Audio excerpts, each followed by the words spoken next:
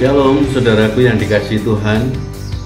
Tak terasa seminggu yang lalu kita sudah berada pada tanggal 9.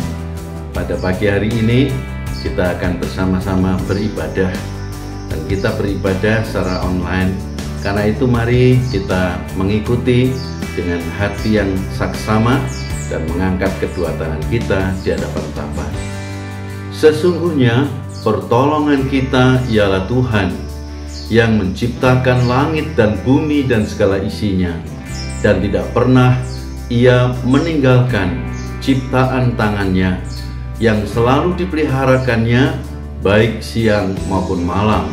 Turunlah damai sejahtera dari Allah Bapa dan dari Yesus Kristus Tuhan kita saat kita beribadah kepadanya.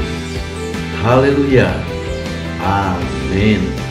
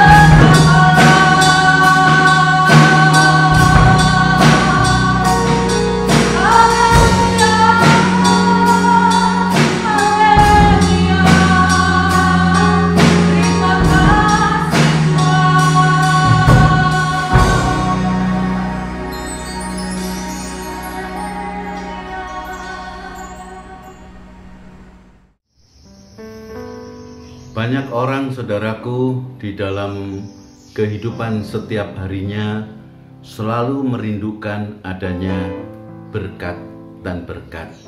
Tetapi sesungguhnya berkat itu tidak jauh dari ibadah. Karena itu, mari kita akan bersama merenungkan apa sebenarnya ibadah itu.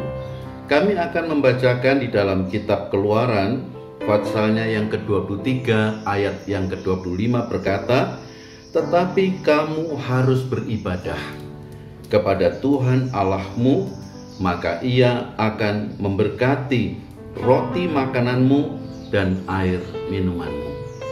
Semula, saudaraku, kata ibadah itu berarti sebuah pelayanan. Dan pada zaman dahulu adalah zaman di mana terkenal zaman perbudakan. Para budak itu hanya bisa mendengar perintah dari seorang majikan, dan ia melakukan sesuai dengan apa yang majikannya kehendaki.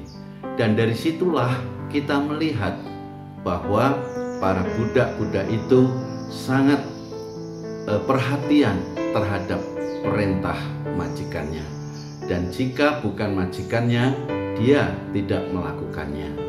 Dan di dalam kitab Perjanjian Baru juga diterangkan bahwa ibadah itu terkait dengan sebuah pelayanan. Rasul Paulus bersaksi tentang ibadah yang sebenarnya itu seperti apa. Di dalam kitab Roma pasal yang ke-12 ayat yang pertama dikatakan bahwa ibadah yang sejati itu adalah mempersembahkan hidup sebagai korban persembahan yang hidup, kudus, dan berkenan di hadapan Allah. Di situ kita melihat bahwa di dalam kitab Perjanjian Baru lebih dimaknai akan adanya ibadah yang sejati. Jadi ibadah yang sejati itu adalah ibadah yang rela berkorban dalam segalanya. Ketika seorang berkata, "Aku mau beribadah kepada Tuhan," itu berarti melayani, dan melayani terkait dengan suatu pengorbanan seutuhnya yang menjadi ibadah yang sejati. Bapak Ibu Saudaraku yang dikasihi Tuhan, maka ketika orang itu beribadah kepada Allah, Allah akan memberkati. Bukankah berkat itu menjadi sebuah kebutuhan bagi setiap orang? Berkat itu menjadi sebuah kerinduan, cita-citanya, harapannya untuk mendapatkan berkat. Dan berkat itu justru diperolehnya ketika mereka beribadah kepada Tuhan. Di Keluaran pasal 23 ayat 25 dikatakan, "Beribadahlah kepada Tuhan Allahmu, maka Ia akan memberkati roti makananmu." Roti makananmu adalah bagian berkat yang dibicarakan. Sesuatu yang prinsip, sesuatu yang khusus, sesuatu yang sangat dihargai oleh setiap orang, itu makanan. Makanan dan minuman akan ada ketika ia bisa bekerja. Dan mereka bisa bekerja ketika Tuhan membuka jalan. Dan ketika Tuhan membuka jalan, apapun usaha mereka, walaupun usaha itu kecil, sampai kepada usaha yang besar, dan ketika Tuhan memberkati, maka berkat itu akan sangat dinikmati. Itulah hasilnya, saudaraku, di dalam ibadah itu. Dan yang kedua, dikatakan ada sebuah jaminan.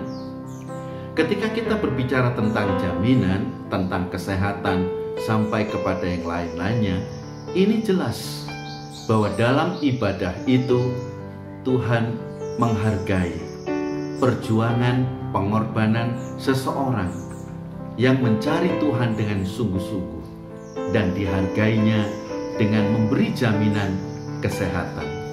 Bukankah hari-hari ini di antara kita sedang berbicara dengan topik yang khusus, yaitu pandemi virus corona?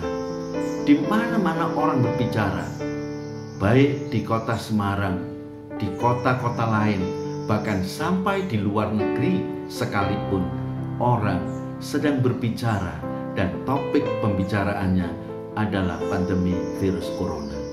Rupanya pembicaraan ini menjadi trending topik, sehingga saudara-saudaraku, hari-hari hidup ini dibayang-bayangi oleh kondisi yang terjadi di mana kita berada. Tapi ingatlah, ketika kita beribadah kepada Tuhan dengan sungguh-sungguh, maka berkat yang kedua itu adalah Dia memberikan jaminan, health insurance, jaminan kesehatan, supaya kita tetap percaya.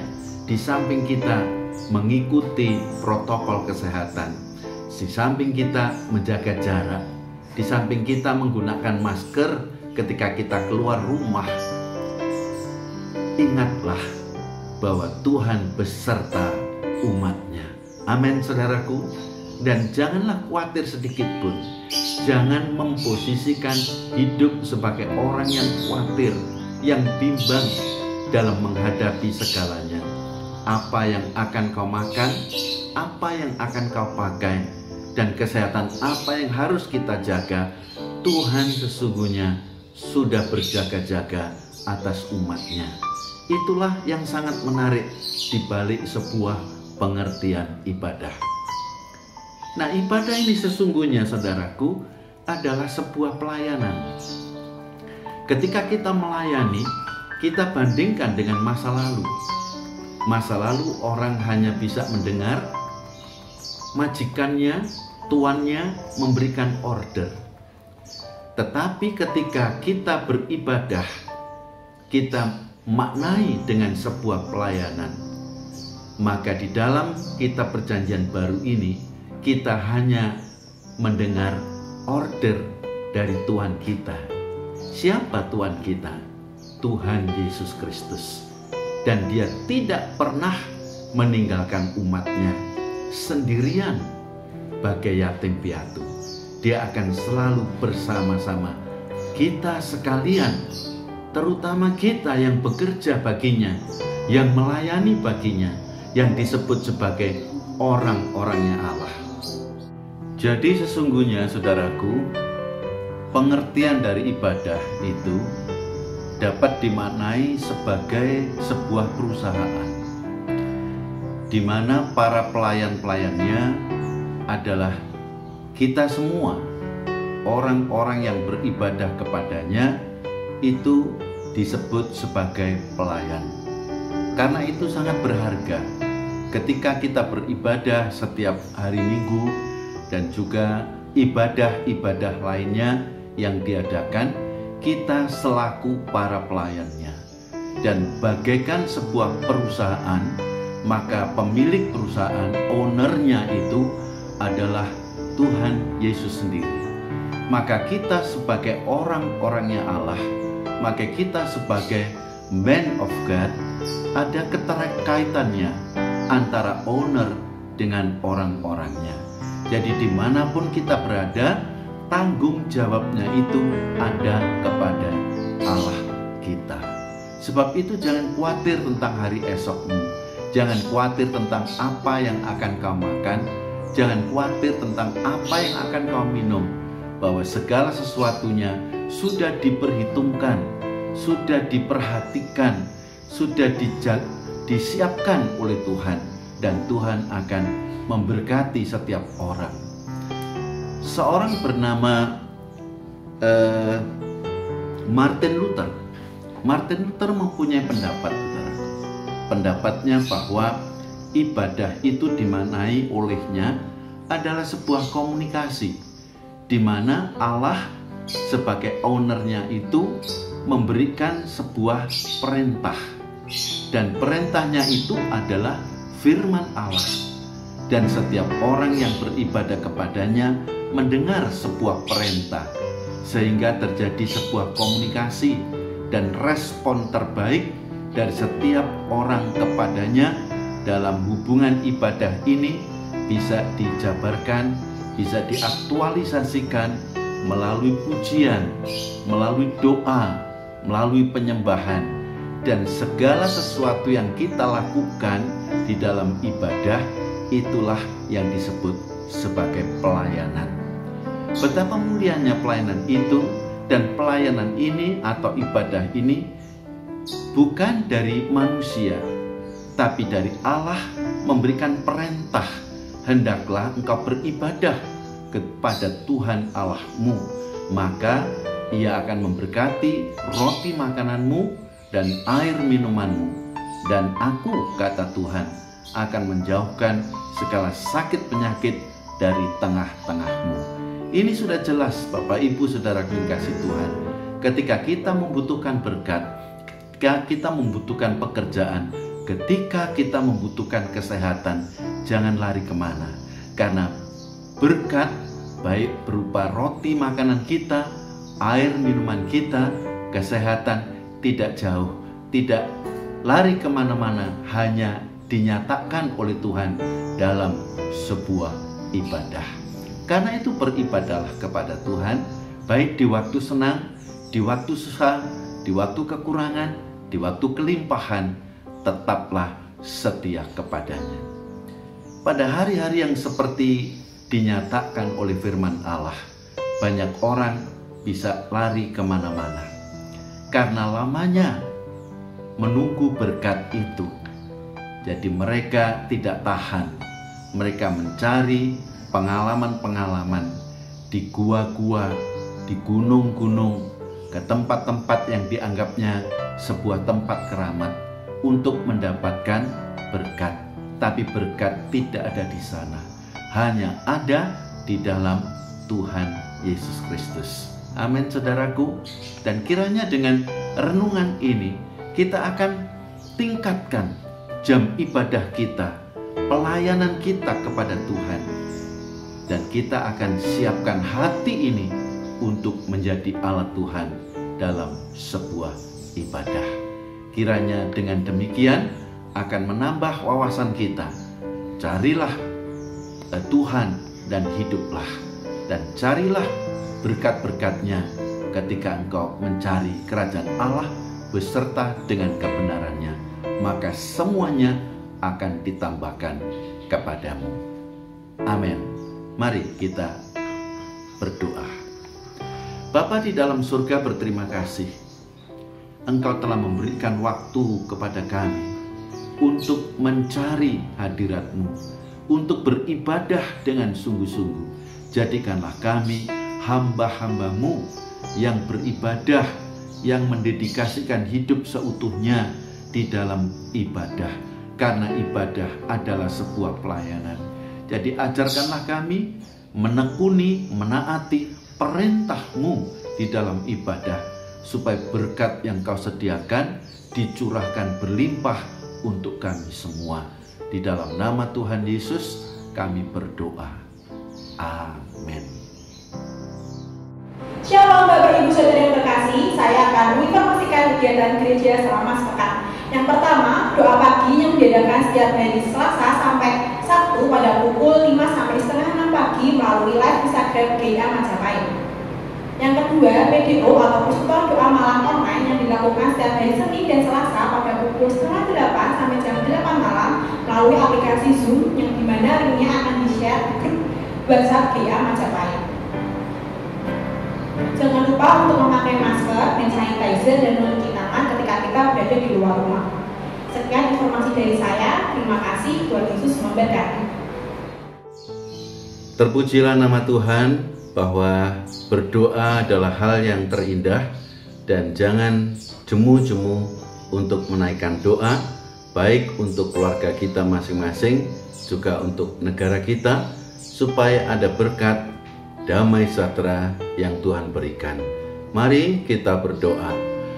Bapa di dalam kerajaan surga, pagi ini kami percayakan Bapak Ibu saudara-saudara kami yang ada di jemaat Gereja Isa Almasih, Jemaat Majapahit, Tuhan memberkati setiap pergumulan, setiap perjuangan, apapun yang dikerjakan, baik berjuang untuk mendapatkan kesehatan, berjuang untuk mendapatkan pekerjaan, dan terutama Tuhan memberkati dengan berkat-berkat pemulihan sehingga nama Tuhan ditinggikan. Kami juga berdoa untuk sebentar ketika kami hendak menghaturkan persembahan kepadamu.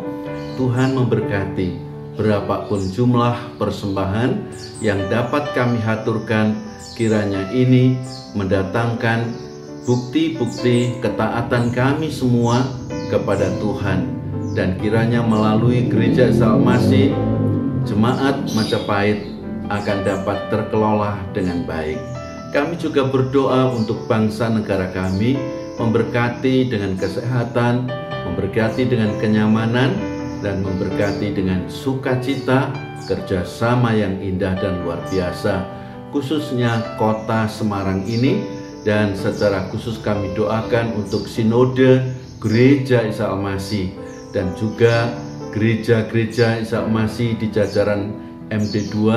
Tuhan memberkati sehingga ada kerjasama yang baik dan mereka tetap mengetengahkan kasih, penghargaan, kepedulian terhadap lingkungan, sehingga nama Tuhan ditinggikan.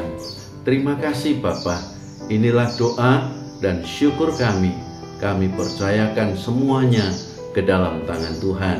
Dalam nama Tuhan Yesus kami berdoa. Baik, sekarang saudaraku, kita akan kembali kepada aktivitas kita masing-masing. Karena itu kita percayakan rencana kerja hari ini, hari esok, dan yang akan datang, kiranya Tuhan akan memelihara, memimpin, dan memberkati. Mari angkatlah kedua tanganmu di hadapan Bapa. Maka sekarang saudaraku, biarlah wajah Allah menyinari engkau di siang dan malam, dan engkau bertindak hati-hati dalam pimpinannya, dan engkau boleh tampil bersinar. Dan biarlah kasih Kristus akan selalu berdiam di dalam hatimu, keluargamu, rumah tanggamu, dan engkau dibuatnya menjadi berhasil. Dan biarlah oleh kuasa Roh Kudus akan selalu menghibur, menuntun, memimpin, dan memelihara engkau mulai saat ini hingga Maranatha, Tuhan Yesus datang kembali pada kali yang kedua. Haleluya. Amin.